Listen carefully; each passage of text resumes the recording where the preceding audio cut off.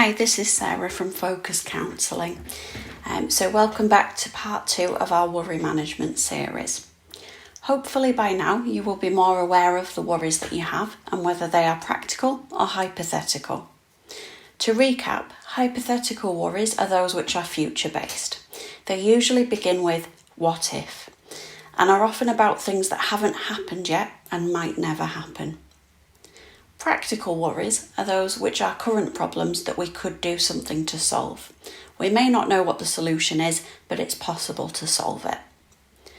The technique we will discuss today is called worry time, and it is regularly used in CBT. There are slightly different variations available, but this is the one that my clients seem to prefer. The purpose of worry time is to reduce the amount of time spent worrying and to give you more control over how and when you worry. It aims to take the emotion out of the worry by getting you to park it and come back to it later. This means we're better able to let go of it or deal with it when we do revisit it later. It also teaches you to think differently about worry. Our brain assumes that worrying is always helpful, but this isn't always the case. So think of it as training your brain to think differently about worry.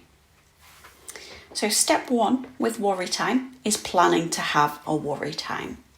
So set aside up to 30 minutes of your day where you allow yourself a worry time or worry window. A time when you will not be disturbed or distracted and somewhere quiet. Early evening is ideal, but different times work for different people. Try to avoid doing it right before going to bed though. So step 1, plan your worry time, up to 30 minutes. Step 2 is catching yourself in the act. If you notice yourself worrying, make a note of the worry so that you can come back to it later. We don't want to push it away or ignore it, otherwise it will come back even stronger. So write it down or record it on your phone. Post-it notes can be really helpful with this.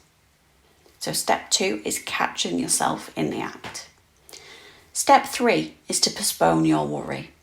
So once you've written the worry down or recorded it, postpone it to your worry time and distract yourself, safe in the knowledge you will come back to it later when you're calmer and more considered.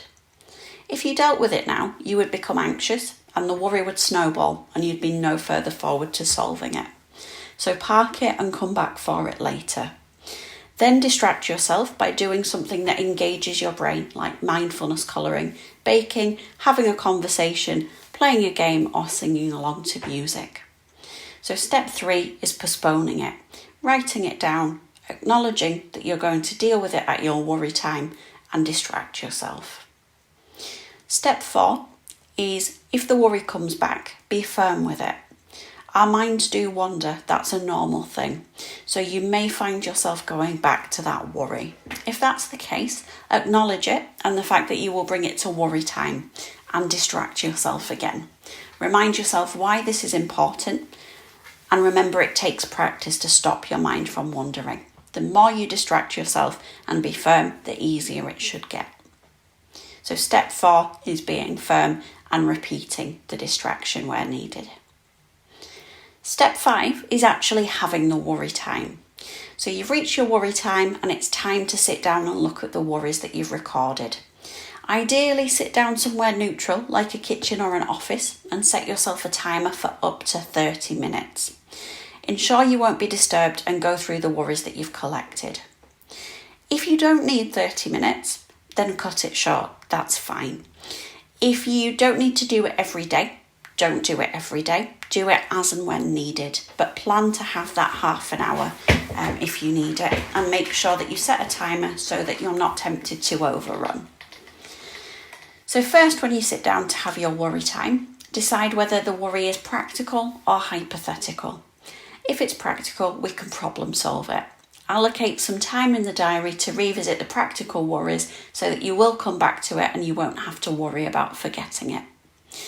We will look at solving practical problems in the next session. If it's planned in the diary, you can rip it up and throw it in the bin, safe in the knowledge that you will come back to it and solve it. Or if it's a quick job, why not get it out of the way and then you can rip it up and throw it in the bin. Either way, it's no longer just floating around reminding you still haven't done it yet. You're going to postpone it till another day when you can give it the attention it needs, or you're going to get it out of the way now and get rid of it. If it's a hypothetical worry, spend about 2 minutes on each worry and look at whether there's anything that you can do to solve it. Remember that the hypothetical worries are often about future events which we can't solve. If at the end of that 2 minutes you are no further forward, then it's an unhelpful worry in that it's not moving us forward or solving a problem. It's time to acknowledge that you have given it the time and attention and it isn't a current problem. So you're deciding to let go of the worry. The worst case scenario is that you bring it back another time and try again. But for right now, you're accepting you've given it the time and attention. There's nothing you can do to solve it.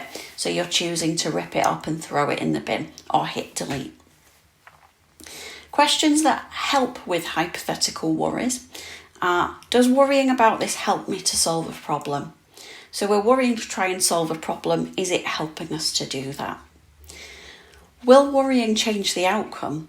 Because often we worry about things thinking that it's going to help us to plan and prepare and cope with these things. But often it's out of our control and worrying isn't actually going to change the end result. What are the costs and benefits of worrying? So how much time and energy and well-being and possibly sleep are we putting into this worry, and how much are we getting out in return? Is it worth the effort that we're putting in for what we're getting back? And coming back to it now, does it worry me as much as it did in the moment? Often the importance of the worries changes without doing anything towards it. So you may come back to it 6 hours later, calmer and more considered, and find it doesn't cause as much anxiety. If you don't need to sit and worry about it, that's a good thing. Rip it up and throw it in the bin. And coming back to it now, did the feared scenario happen, and how did you cope with it? If it did happen, you probably coped better than you thought you would, so maybe you didn't need to worry. And if it didn't happen, then maybe we didn't need to worry either. So step 6 is, once you've had your worry time, doing something to distract and reward yourself. So hopefully you've given each worry the time and attention, you've planned to do something to solve it and put it in the diary, or you've ripped it up and thrown it in the bin. So it's time to distract yourself and reward yourself for doing that worry time. If you catch any new worries, write them down, postpone them until tomorrow, and then do something to distract yourself. Remember, this takes practice. The worries may return initially when you try to distract, but keep reminding yourself you will come back to them at worry time. Also, if you don't need to worry when it comes to worry time, don't force it. If you don't need half an hour, don't do half an hour. If you don't need to do it daily, then that's a good thing. So make it work for you. Try making worry time part of your regular routine. You can find resources to help you do this on our website. In our next session, we will look at problem solving. Thank you.